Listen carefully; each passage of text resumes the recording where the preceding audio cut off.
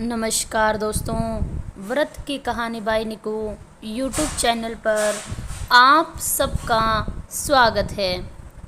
दोस्तों, आज मैं आपको प्रदोष व्रत कथा सुनाने वाली हूँ। तो चलिए कथा शुरू करते हैं। प्रदोष व्रत कथा।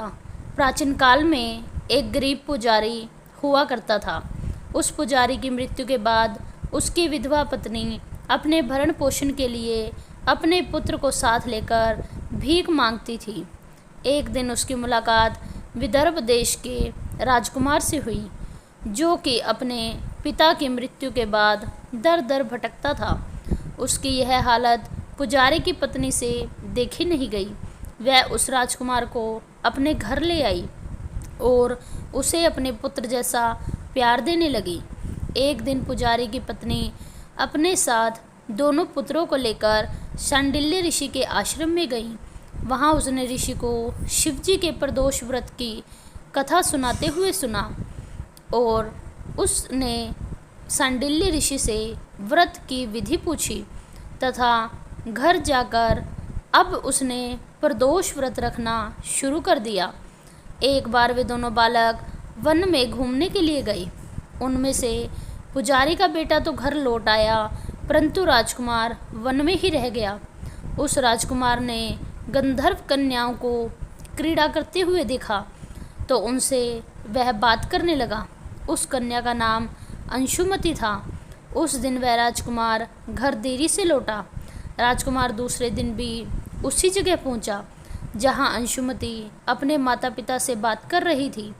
तभी अंशुमति के माता पिता ने उस राजकुमार को पहचान लिया और उससे कहा कि आप तो विदर्भ देश के राजकुमार हो, आपका नाम धर्मगुप्त है। अंशुमति के माता पिता को वह राजकुमार पसंद आ गया और उन्होंने कहा कि शिवजी की कृपा से हम अपने पुत्री का विवाह आपसे करना चाहते हैं। क्या आप इस विवाह के लिए तैयार हैं? राजकुमार ने अपनी माँ से पूछकर उन्हें विवाह की स्वीकृति दे दी तो उन दोनों का विवाह संपन्न हुआ। बाद में राजकुमार ने गंधर्वों की विशाल सेना के साथ विदर्भ देश पर हमला कर दिया और वहां के राजा के साथ घमासान युद्ध कर उस युद्ध में विजय प्राप्त की तथा अपनी पत्नी के साथ अपने राज्य विदर्भ में वापस आ गया। वहां उस महल में वह पुजारी की पत्नी और पुत्र को आदर के साथ ले आया तथा उनके साथ ही रहने लगा। पुजारी की पुत्री तथा पुत्र के सभी दुख व दरिद्रता दूर हो गई और वे सुख से अपना जीवन जीने लगे। एक दिन अंशुमति ने राजकुमार से इन सभी बातों के पीछे का कारण और रहस्य पूछा। तब राजकुमार ने अंशुमति को अपने जीवन की पूरी गाथा सुनाई और साथ ही प्रदोष व्रत के महत्व और व्रत के फल को भी बताया। उसी दिन से प्रदोष व्रत की प्रतिष्ठा व महत्व बढ़ गया तथा मान्यताओं के अनुसार लोग इस व्रत को करने लगे।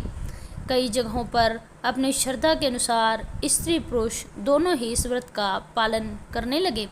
इस व्रत को करने से मनुष्य के सभी कष्ट और पाप तुरंत ही जलकर नष्ट हो जाते हैं।